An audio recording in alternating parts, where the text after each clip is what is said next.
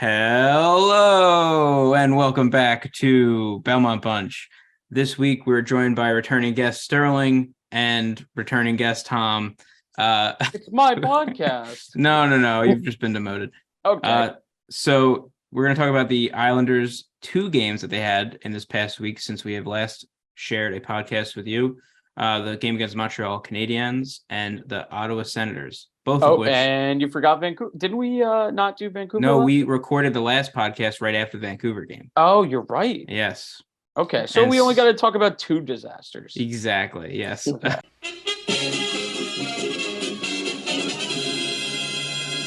Since our last podcast, we still haven't won a game. We have 2 points. Yes. Look at us go. 2 loser points. And we will discuss what the Islanders should do with the trade deadline fast approaching. Should they retool? Should they buy at the deadline? Or should they completely rebuild, set everything on fire, and hope for the best? Move to the Coliseum. That's part of the knock down the Coliseum, rebuild it. That's part. I'm saying if you're on team full rebuild, that includes going back to the old stadium. Anyway, all right. So, Sterling, why don't you start us off with talking about the Montreal game, and if you want to. Otherwise, I guess can talk about the Montreal game. No, so Montreal was Saturday afternoon game. Lots of fun. So Montreal had a lot of guys out of the lineup. And by a lot, I think it was pretty comparable to where the Islanders were last fall in 2021.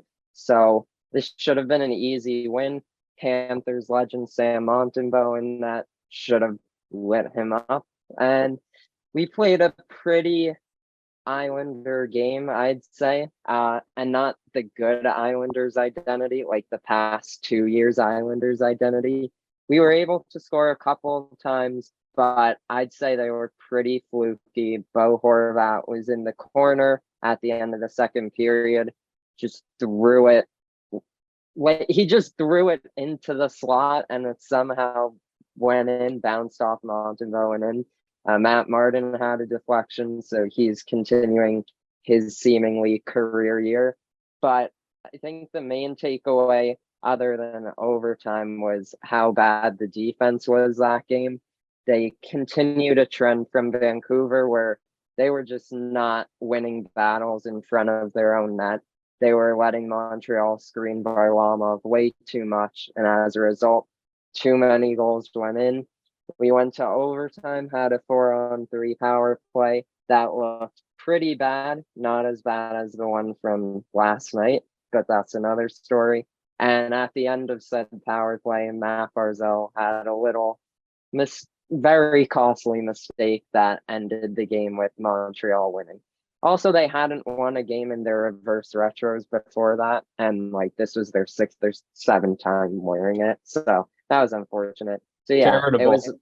It was a great way of spending my Saturday afternoon. That's funny you mentioned the mistake that Matt Barzal made, because he's made mistakes in overtime. At least one other time I could think of this season that cost. Obviously, it was in overtime, so it cost us the game. So that's concerning. Anyway, thank you for that very succinct. Tom, you're taking notes. Recap. Not meandering at all. It's not going to meander as much today because I have to keep my head at a certain. I'm using very bad headphones today. My other pair is charging. I just got a new set. And they're wireless, and these are not. These are like in my brain, but also somehow loose at the same time. I don't understand how that works. I'm going to start off by complaining about something that does not matter at all. Those Montreal reverse retros. God, I love the powder blue. But the names are in dark blue, and you can barely see the names on the jerseys. That seems like a slight mistake. Sterling recapped it really well. They gave up some very preventable goals. I think it was Pelech that lost a net front battle that he let the guy get body position. Pelech had body position with the player behind the net. I want to say it was Was this on the Doc goal? It might have been the Doc goal. And just allows the guy to sneak in between him and Varley, get in front of him, and then doesn't lift his stick. Kind of like Adam Pelech has not looked great. He took some bad penalties in the Vancouver game. He has struggled recently. Everybody has struggled recently, really. In the except for Beauvillier is not struggling, except for Bo Horvat. Bo Horvat's looked like he's completely belonged, and he's added exactly what we thought he would. You talked about his goal being kind of fluky, and you're absolutely right. But I don't know how many Islanders throw that puck on the net. Pretty much nobody. Right. And that's something that they haven't done the last few years. They haven't thrown pucks at the net from bad angles. Like they've kind of, for a few years there, it was like they would barely get any shots on net. They would force only the shots that were completely clear. And sometimes you have to get those dirty goals. And, Horvat showed a way to do that. It helps to have Sam Montembeault in goal. And kind of helping to kick it in. But yeah, that was good. Brock Nelson scored again. Brock Nelson's been playing really well recently, upping that trade value if we're talking about full rebuild. Matt Martin, I think has been one of the guys this year. There's been a lot to complain about. We know there's a podcast. It's us. But Matt Martin, I feel like I have no complaints. He's kind of in a perfect spot too, where the expectations are never going to be wild for Matt Martin, but he's meeting them. 6 goals in the fourth line. If he hits 10, I'd be extremely happy for him, because that'd be, I think, the second time in his career that he does that. To me, he's still skating pretty well. He's still physical. I'm blown away by the fact that he can still play the game that he has his whole career. We're looking at Clutterbuck kind of, looking like Clutterbuck's towards the end of his career, having trouble finishing games. Now he's on the IR. Matt Martin has just continued to do what he does best. So I do still appreciate the fourth line. It is kind of sad that the fourth line into their mid-30s is looking like the best line on the Islanders. Even though, Brock looks good. But his line mates have varied. And good stuff out of new Bo, and Barzy. We all felt bad for Beauvillier, but really we should feel happy for him because he escaped. Yeah, I warned people, if he starts playing well, don't lose your minds. Thankfully, I don't think I've seen anybody be like, well, we shouldn't have made the trade because I miss Bo. If people, I feel like you're pretty consistent. Not you, any of you in particular. People, I feel like people have been consistent. At least if they didn't like the trade then, they definitely don't like it now. I was kind of lukewarm on it, slightly in favor of it at the time, and I've actually grown to like it even more, just because I think Bo is fantastic and fits and has good chemistry with Barzy. But they're it shows that they weren't one player away. And I think we talked about, this is a good buy, but they still have to retool, and kind of giving away what my position is at the deadline. But these 2 games, 3 games, if we're also talking about Vancouver, are unacceptable, because penalties, lack of effort, letting teams that do not care anymore this year stick around. And you're a team that, against nature, is still in it. This Islander team does not deserve to still be in it. They're very lucky that other teams are aging and falling apart. And the Islanders don't look like they can be bothered to put in a 60-minute effort. I'm going to explode if Matt Barzal does what he did in that overtime ever again. And I know he's done it a few times, and I get it. It's Lane now. It's not Trotz. With Trotz, Matt would be sitting on the bench for a good while. I know you can't sit on the bench after the game. I mean, you could try, but there would be repercussions if Trotz was still here. And I think you can tell I kind of miss Trotz, because there is no structure. There's no plan right now. And he's just letting the players do what they want, and the players are sucking. And he's like, all right, you can continue to suck. I'm not going to do anything about it. Well, I'm going to scream at you in practice. Yes, that's what I was going to mention. 59. In game 59, I'm going to start taking this seriously. Like, I know, look, it's not like every game, every practice, he's just like, do whatever you want. I know I just said that, but I was being hyperbolic. But listen to what I say. Listen to what I mean, not what I say.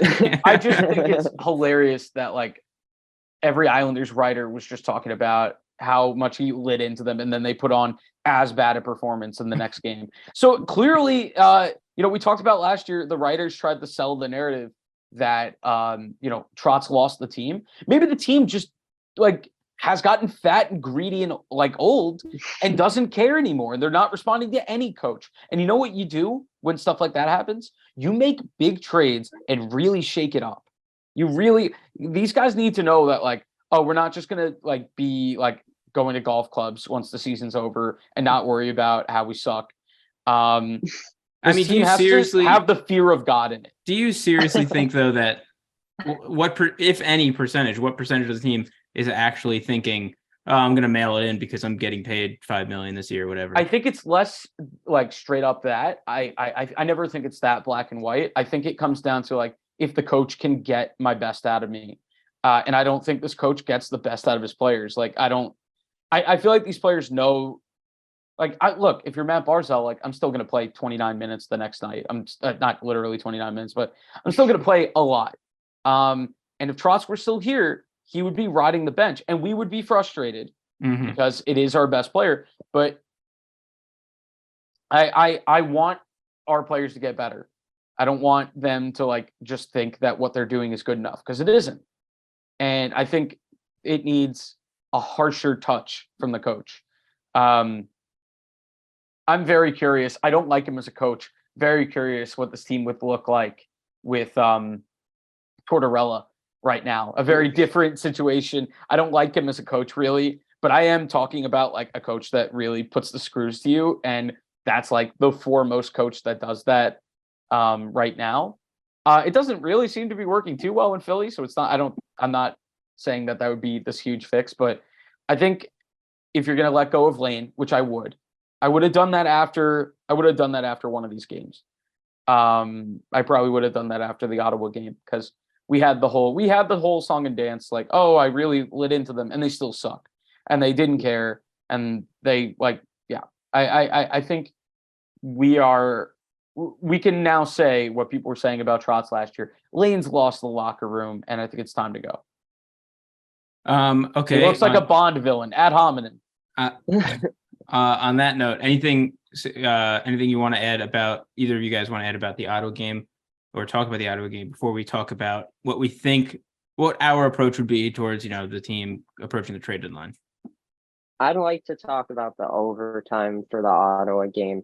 So allegedly, as part of that harsh practice, they were working on their 4-on-3 power play, and I'd like to know what they were working on. If you're the opponent and you are scouting the Islanders before playing them, this goes for their regular power play as well. But the only thing they were doing is you have Dobson at the point. He was trying to set up Nelson for a one-timer. On the other side, you have Barzal, and Barzal is acting like Josh Bailey on the power play and holding on to the puck for 10 seconds at a time before giving it away. And then Horvat is in sort of the bumper spot. Like, he's not really screening the goaltender. He's not really getting good chances to shoot.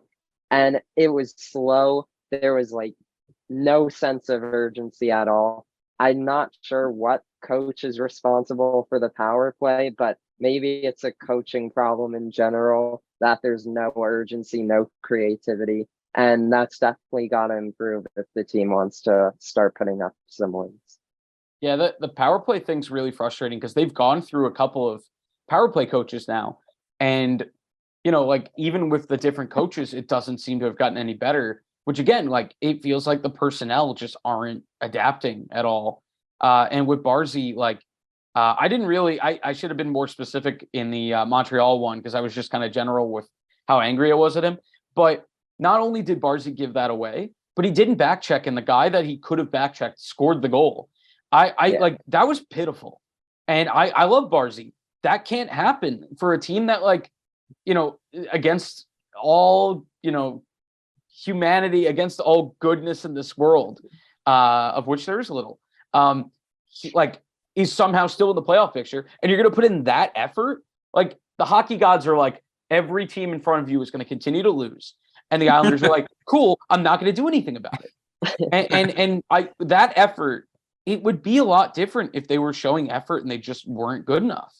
I think they're not good enough, but they're also not putting any effort in. I think they've gotten better offensively with the addition of Horvat, and he's been what we expected.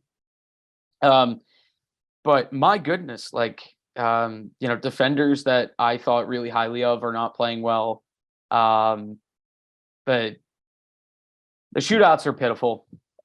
I know that's not like something that's like a huge aspect of the game, because how often do you go to a shootout in the year? I mean, some years a lot, some years not. Man, the shootouts are embarrassing for the Islanders too. But I think the more important thing, like you said, those power play overtimes, which also are pretty rare. You can't look that bad. You can't literally turn your power plays in overtime into a chance for the other team. You have a 4-on-3, the other team most of the time just looking to get off the ice. How do you turn that into a 2-on-1 the other way? How do you not back check? You guys, you're the ones that are skating, just insert, they're not skating as hard as the defenders are that have to move around to compensate for being down a man. Like, Matty Barzal should not be out of energy there. And I don't think he was. I think it was just the lack of effort. But the Ottawa game overtime was just as bad. The Islanders got a ton of shots in the second period, but what they've done consistently with young goalies, and this is an ECHL level goalie, is they don't get enough shots on early, and it feels like the goalie gets to get comfortable. And the Islanders in the first period, like Butch talked about it, oh, you've got a 4th-string goalie and you're not putting the puck on net. They let him build his confidence, and then he looked pretty good from there. I mean, yes, was that the most I think I've ever seen a goalie fall on his ass and win a game? Absolutely. This guy, Mr. Mayonnaise, Mr. Mandolisi, if that's how it's pronounced, just kept falling and flailing around, but he was making the saves, and the Islanders couldn't tuck home rebounds. It's inexcusable. I know they eventually got to 48 shots, but it did kind of feel like the high danger chances were not extremely, extremely high. Okay, Kevin Mandolisi doesn't even have a page on the NHL website. Oh, good. Oh, good. And the funny thing is, I talked about how the Islanders let goalies get acclimated like that. Everyone on Islanders Twitter knew they were going to lose that game as soon as they saw that Kevin Mandolisi. I'm doing the stupid hack thing of pretending to not be able to pronounce a pronounceable name. Mandolisi. It's not that hard. God, I've seen him in the NHL video games, and that's the only reason I know he exists, is because I'm a lunatic and I do the freaking franchise mode down to the minor league level, and I'm like, Kevin Mandolisi, he's a 70, he could be the 3rd-string goalie in the AHL. Yeah, good enough to beat the Islanders. That's what I always say. Absolutely. Next time I do an Ottawa mode, I'll just call him up for the Islander game specifically. But just inexcusable, bad effort. The shootouts are horrendous, and I think this team, I don't know. I'm not a GM. I've never been a GM, except virtually. I don't Which know. is to say that you're basically an expert. Yeah. When you see a team play like it has for the last 3 games, do you think this team doesn't deserve reinforcements, or do you go the other way and be stupid and buy again? That is a great segue into what we think, the team should do. So before we answer that question, why don't we break down kind of the 3 options? So either Sterling or Tom, whoever wants to talk about it. So the 3 options we stated before were the team could retool, could be buyers at the deadline, or they could go for complete rebuild. So go for whichever one you pick, just kind of elaborate on it. Yeah, I'd like to hear maybe our roadmaps of first this deadline and then the world. Then what next? Yeah. Then our 5th, 6th, 7th, 8th. I'm thinking 8 Stanley Cups. Not after 6, this, not 7, not 8. So all right, Sterling, what do you think? To kind of go off Tom's question then. So yeah. So what does the GM do? What does the team do? What do you think? Yeah, well, the team is definitely going to add, I think, because if they did nothing last season, which was the perfect opportunity to sell, they're not selling when they're 1 point out of the playoff spot. But if I were the GM, I'd look to do some sort of balance between retool and add. I think next year you really have to go out and try to win a cup, and I think that starts with getting assets to make moves that could help you do that. So specifically, I think Mayfield and Varlamov are your selling assets for this deadline. We talked before the podcast about potentially Florida being a good fit for both of them. Maybe someone like Edmonton. I know Varley has been linked to them in the past and whatever, but so one of those teams that needs a goaltender, needs that defensive depth. I think you should be able to get out at least a first, maybe something else that's not bad, maybe a first and a second for those two, and then you make moves in the off season. I also wouldn't be surprised to see a depth pickup in case they think they might have a shot. Emotionally, I do want them to get someone and reinforce the depth, especially if they're not an expiring UFA, so you could have them next year.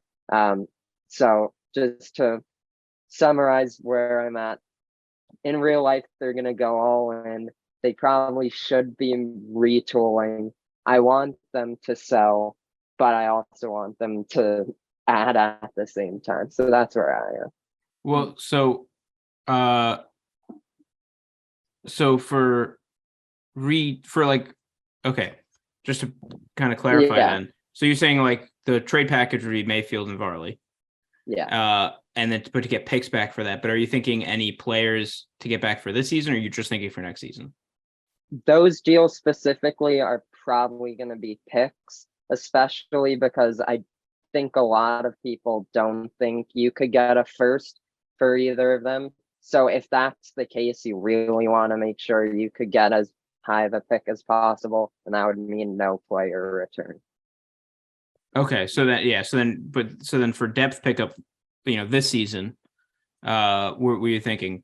Just if you don't have the players in mind, that's fine. Just can you elaborate on that? I know the one Islanders fans love to talk about is Vrana from Detroit, but I'm not a fan of that because I'm under pressure right now, given everything he's gone through recently. So I think I saw today something weird is developing in Edmonton with them having too many players on the roster. It seems like they might be giving up Puljujarvi.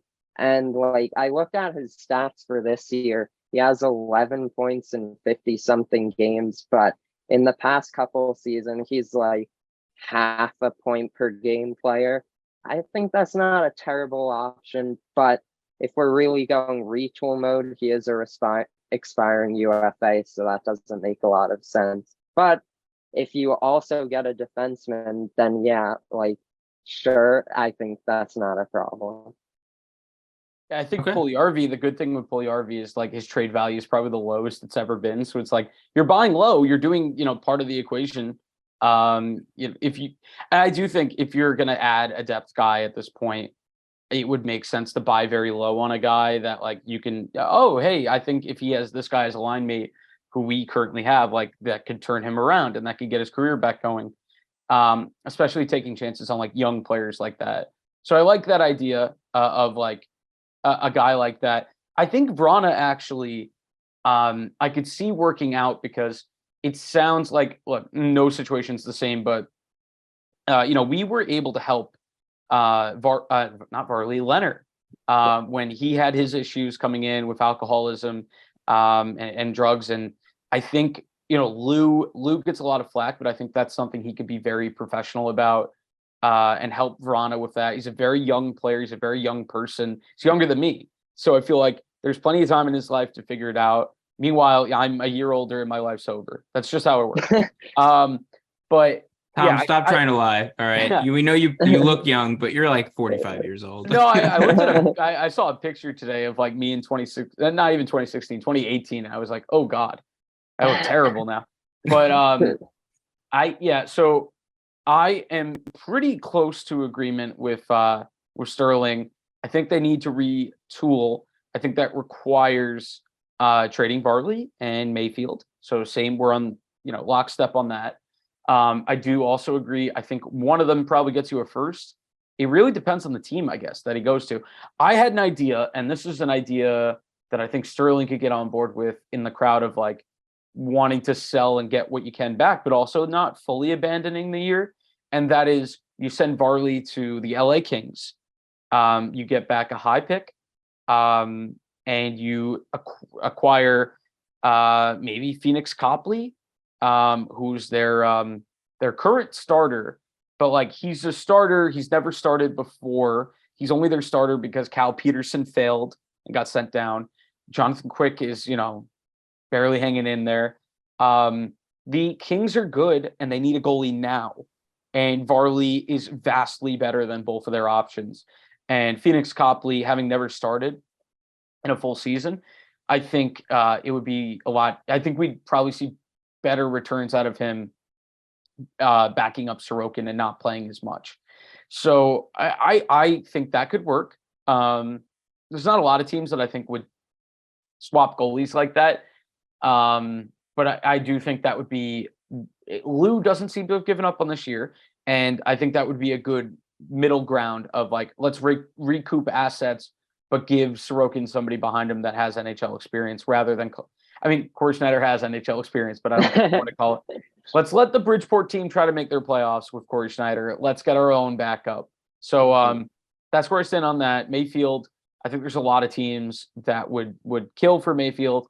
He checks off all the boxes that make every old GM in the league super happy. Playoff experience, right-handed, has a little bit of offense to his game, more than you would think at first glance, and he's big.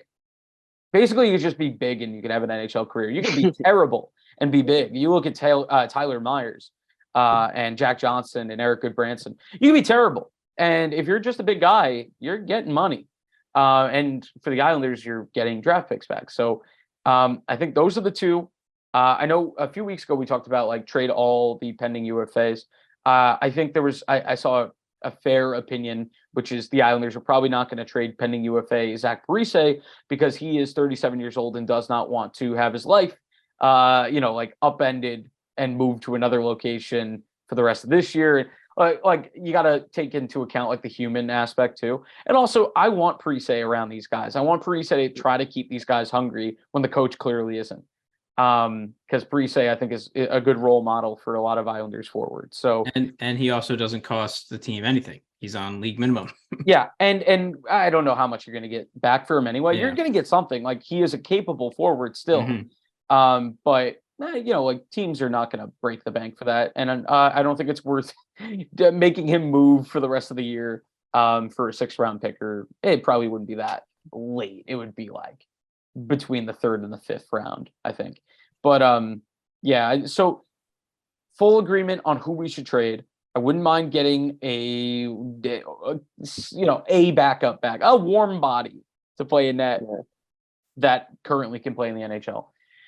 I guess so if you're on the full rebuild route, I don't know anybody that's currently on the buy at the deadline route, unless you're literally just like, don't trade away Varley and Mayfield, which I do disagree with. And you're like, oh, they should add like a depth forward, because that wouldn't set them back anymore. I mean, like at this point, like, yeah, sure, trade a 4th rounder. I don't know. Although they've had some pretty good late picks recently, so maybe don't. But I don't want to see us like trade the rest of our prospects for Timo Meier. I don't know if that's going to save the fact that our defensive structure is terrible, and our efforts bad. So and other teams are going to beat us out in that offer. So if you are in full rebuild, then you would trade Brock. If you're like totally done with this core and you're only like if you're tearing up all the pieces that aren't Sorokin, Barzy, Dobson, and like prospects, then you're trading Brock and you're getting a big haul back. Like if you're on full rebuild. I'm not there. What about for the defense? You know, like if you're full rebuild, I mean, that screams Pollock, especially. I just they're Pollock and Pellick kind of have contracts that are just like, that's all right. I'm not going to deal with that. Like other teams, like that's just a lot to add to your cap. And like they're both signed for very long. Mhm. I So feel it makes like sense to build around them than to. yeah, you don't see a Yeah. lot of gigantic contracts get traded like that. You know, you see like what the Islanders did where they traded for the guy and then they extended him, which makes me pretty certain that we're not flipping Bo at the deadline. Oh, could you imagine? People have talked about that. I think one, he's clearly a fit. And two, like why would you that would be very cruel to do to Barzal to give him hope and then immediately be like, guess what? You're playing with Matt Molson again. We're re-signing Matt Molson. I mean, I love to see Matt Molson play. But yeah. So yeah, they're not flipping Bo. So Bo's gonna be here. Bo's gonna be part of whatever retool, rebuild, whatever they're doing. He's gonna be here. They can't move Lee. He's got a full no trade. Pajot has a modified no trade. I think in the offseason, no matter what you're doing, rebuild or retool, I think Bailey has to either get bought out, buried in the minors, or, I mean, in a perfect world, traded. But I don't know who's trading for him because you have to attach a sweetener to get a team to take on a contract like that. And we saw, I mean, what happened with Toronto a few years ago, they attached a sweetener. They had to give away a first-round pick just to get rid of I think it was Patrick Marleau's contract.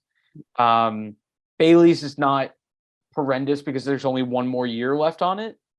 And I think they might be able to bury him and just then they like if you buy him out, then you have to pay him for 2 years. But it's at a much less, you know, it's half the cost over 2 years. So I think if you bury him in the minors, he's just going to retire anyway. Like if you send down Josh Bailey, you're not going to see Josh Bailey in Bridgeport next year. Unless he's like the new head coach. You don't think the team would pick him up as a depth guy?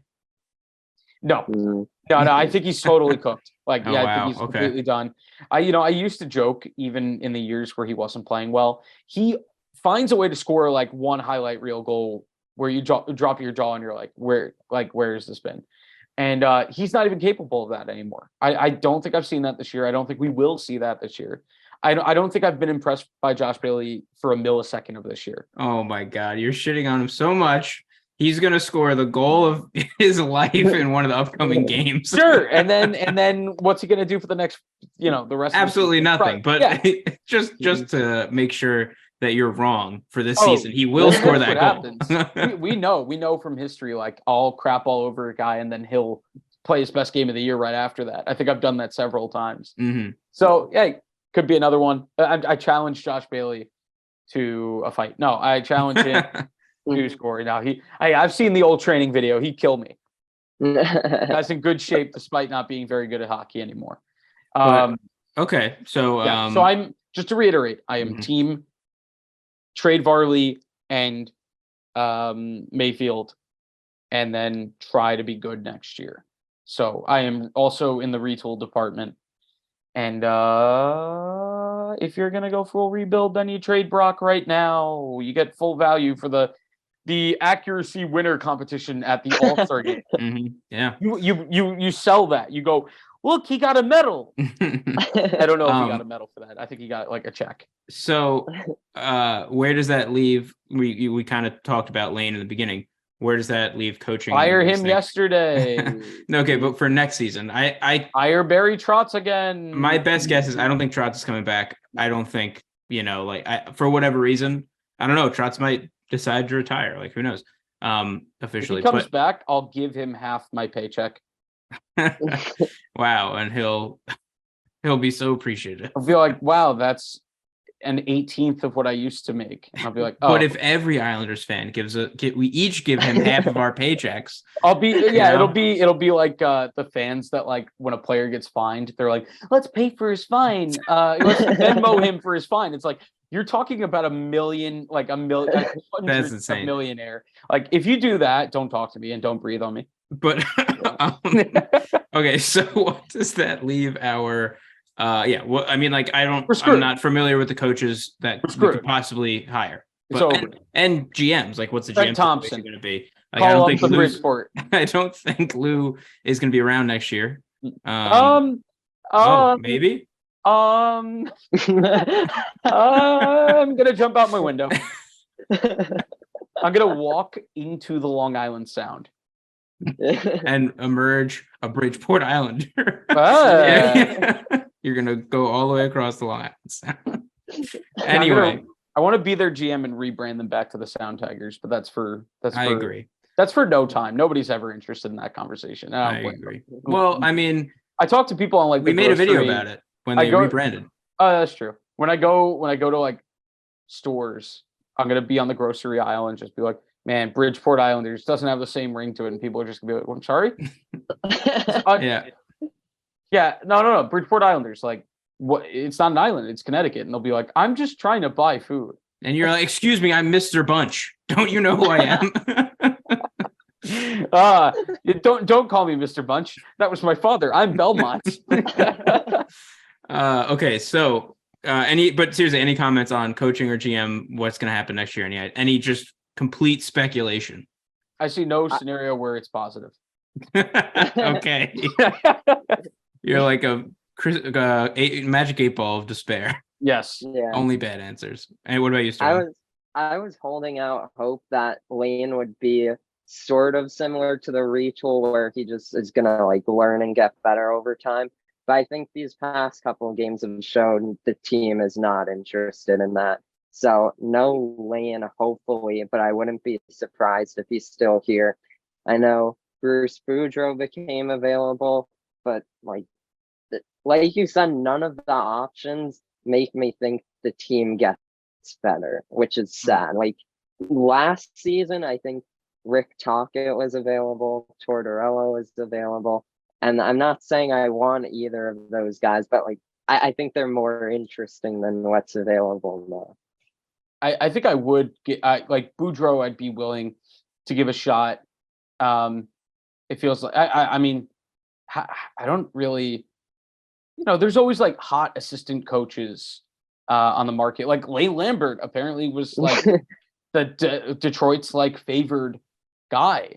And then we were like, no, we're gonna hold on to him and we're gonna be amazing. And then we turned out to be the Doug Weight Islanders. So I don't know. Hey, you know what? Let's just run it back with Jack Capuano and see how many meatball subs we can down during the season. I can say that. I can say that. I'm Italian. Okay, so I think I would have chicken parm. Probably not. The last thing we'll talk about is the upcoming games this week. So do we have to? Unfortunately, as it's in your contract that I made you sign. Why did I sign my own contract? So this is, and it says you get $0 and James gets $1 billion. Mm-hmm, yes, all that sweet ad revenue that we totally make with our 500 subscribers. So, which we're very appreciative. Thank you. Yeah, hell yeah, we're stagnant as hell. We love our fans. We don't want a single more. We don't want to add any fans. We love exactly where we're at. Nobody else watches. We're gonna nag our fans and people into subscribing. Don't hug me. I'm scared. Okay, so we have 3 division games coming up. I mean, couldn't be more important. We're playing Pittsburgh twice in the next 4 days. So this is coming out on Friday, February 17th. We're playing Pittsburgh tonight when you see it, if you're watching this when the day comes out. And then we're playing Boston on Saturday and then Pittsburgh again in Pittsburgh on Monday. So yeah, I mean, and then we'll probably end up releasing the next podcast after the Winnipeg Jets game. I will be at the arena for that game. Nice. All right. So it's gonna be a Belmont Punch meetup. Look for Tom. But he'll only respond to you if you call him Mr. Bunch. So what do you guys think is, hopeful outcome, realistic outcome? What do you think? I think this is probably a hopeful, but I think my realistic outcome actually is by the time the next episode comes out, we're in a playoff spot. I think we don't keep the spot, but I think we'll be in it by next week. I don't know why I'm saying that, but that's what I think will happen. Yeah. Well, I mean, it's almost like we're gathering points at a snail's pace. Whether it's OT points or actual wins, the few wins that we're able to pull out.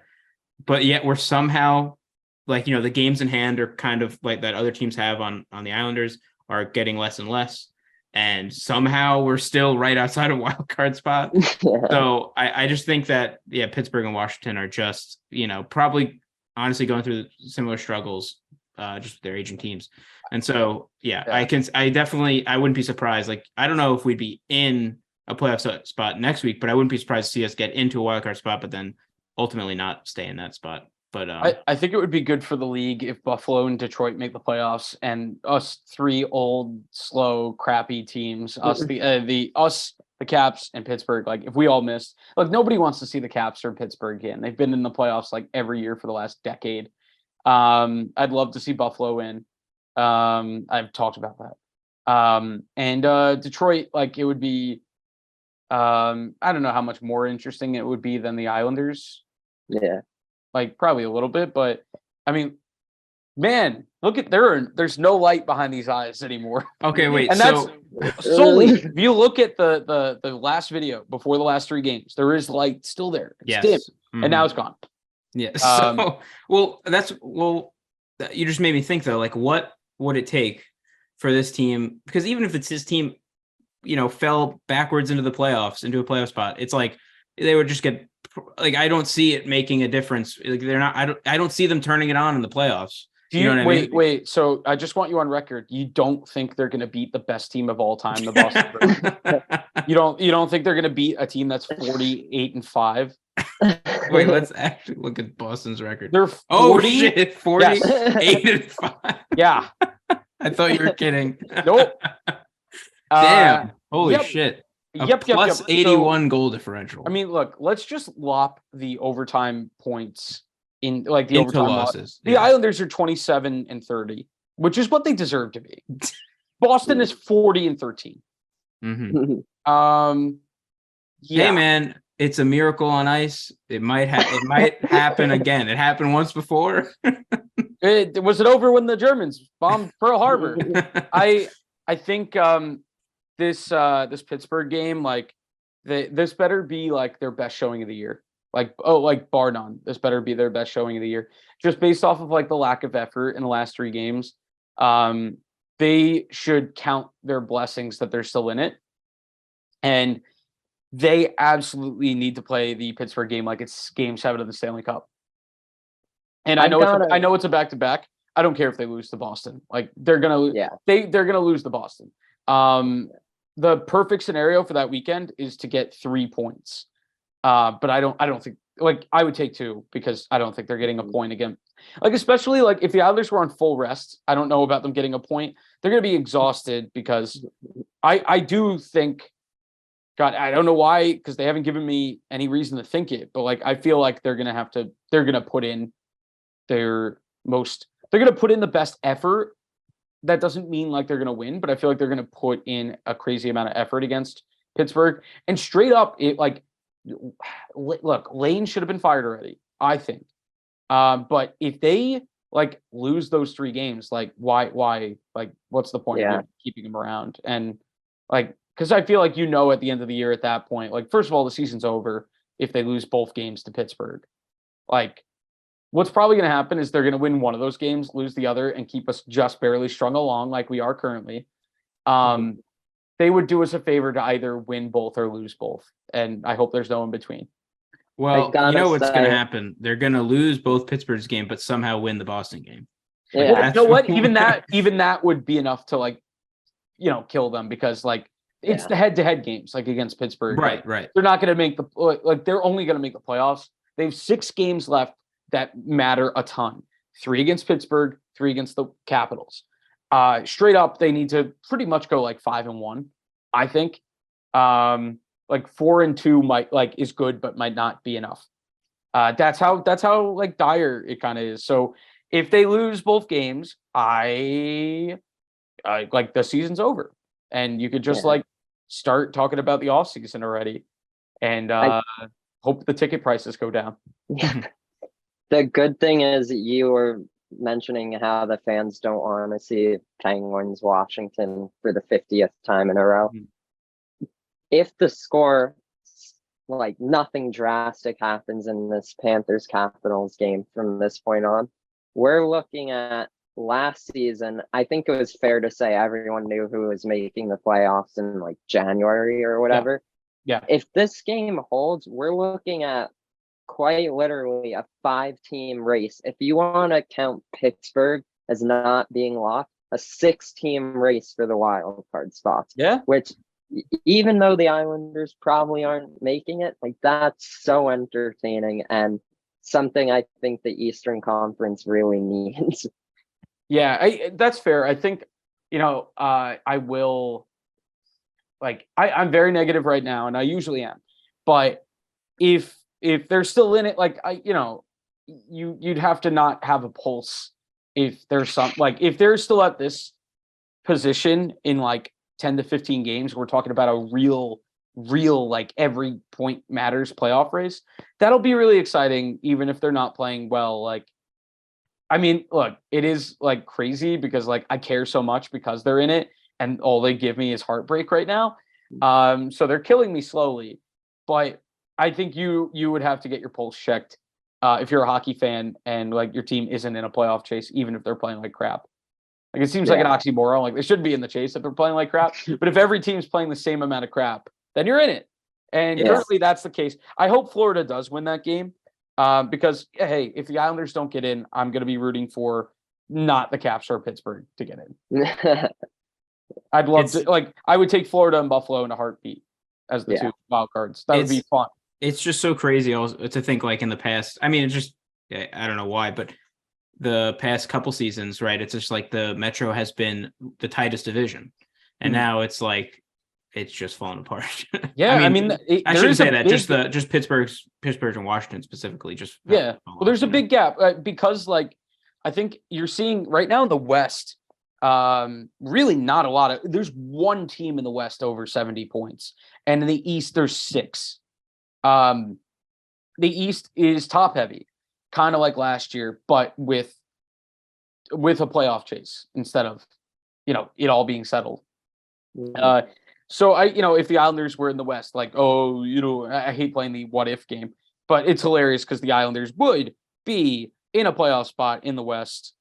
It's close. Based on points percentage, they would not. Oh, they wouldn't. Okay. Yeah, they'd be in the same exact spot, actually. Well, because it's actually, I guess it's not that different when it comes down to the wild card spots, except that Edmonton's better than Pittsburgh or Washington. But you know what? I mean, like, there's no salvation, Tom. Stop trying to find it. I agree. No, if we move UBS to the West Coast, I just know that we still wouldn't be in the playoffs. I know in my heart, like, that. I mean, I believe this is my truth. I'm speaking my truth that the Islanders truly stink, and they will fall backwards into some wins and stay in it. And if they do make the playoffs, they will get like historically annihilated. I like Florida. I think Florida stands a chance if they get in, and I think even if Buffalo gets in and loses, like, I'd love to watch them lose 6, like 9-8 to Boston every night because like Tage Thompson scores like a double hat trick and stuff. The Islanders, I feel like for a neutral fan, there's not much of a draw outside of like Sorokin anymore. And the Islanders are so bad they're turning me into a neutral fan. No, I'm just trying to like reckon with the fact that I know in a few weeks, like I'm talking right now, like it's the end of the world, and I'm gonna have to get like, I don't know. I'm just like trying to be invested. It's such a weird spot as a fan to be rooting for. Like, either they should be completely out of it or they need to play amazing, and I'm not okay with anything in the middle because I would rather just have their draft pick be this year if they're going to be that bad and not make the playoffs. And I have the sneaking suspicion they're going to miss the playoffs, not have their pick next year. Not have their pick this year. And like, that's just like an awful scenario, which is, I think, the most likely outcome is like miss the playoffs, but not be bad enough to keep your pick for this year. Yeah. So it's a tough spot. All right. Any closing thoughts? Bring back Franz Nielsen solely for the shootout. The whole game he sits on the bench, he doesn't move at all, and then they get to the shootout and he takes all their shots. And then maybe like for defensive depth, like we could give Chara another shot. Yeah. I think you know what's funny? We lost Leo Komarov and Chara, and our team sucks. I think really like you got to go back. They should like if they're out of it near the end of the year, play full alumni teams. Like I want to see Andrew McDonald playing on a defensive pairing with Ryan Pollock. I want to see Noah Dobson playing with Mark Streit. Have fun with it. Have it be like a pro-am, even though it's not a pro retiree. So it'll be like for every Islander, every current Islander, you put a retired Islander on their line. So like David Volek plays with Matt Barzal. I thought it was great. Just one more comment about that was a couple weeks ago, I saw they were doing some alumni event at UBS. And this was the first time I feel like I've seen them celebrate some 2010s players. Like usually it's all about the 80s or whatever, but they were having like Mark Streit, and I think McDonald was there too. And I don't know, that's pretty exciting for me because that was the first team I ever watched. Yeah, it's really easy to celebrate the teams that won, obviously. And I'm not going to say they shouldn't, because like those guys are getting older. We have to appreciate them while they're here. We've seen a few of them go. But yeah, I think we're going to continue to see like the 2000s. I mean, because people are getting older and the Islanders are going to want to, play to their fans. And so, yeah, I'd love to see Matt Molson at the arena. I think he's been there, I think once or twice. There go the headphones. There go everything. There goes everything. I'd love to see Matt Molson there. Hell, get me P.A. Parento. The second Kyle Oposo retires, I want him in the stadium. Let's bring back Gar Snow for fun. Have it be billboard night.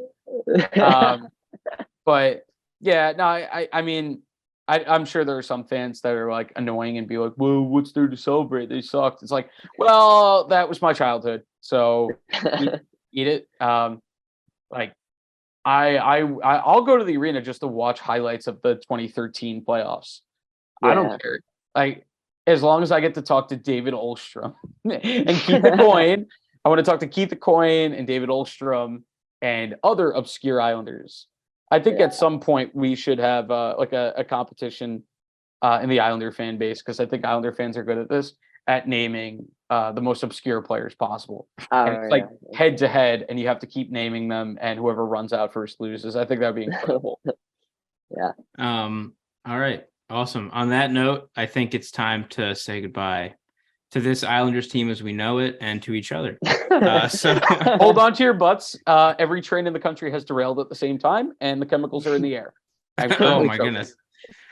And that's why the Islanders aren't playing good. It's all those chemicals. Yeah, that's what we it finally figured it out. Okay. Mm-hmm. All right. Thank you guys so much for watching. If you are interested in being on the podcast and being a guest at some point, email I don't care at gmail.com. Find some way of reaching out to us, whether it's Twitter. That's probably the best way. And we will possibly see you soon. So, all right. Thank you, everybody. Bye. Bye.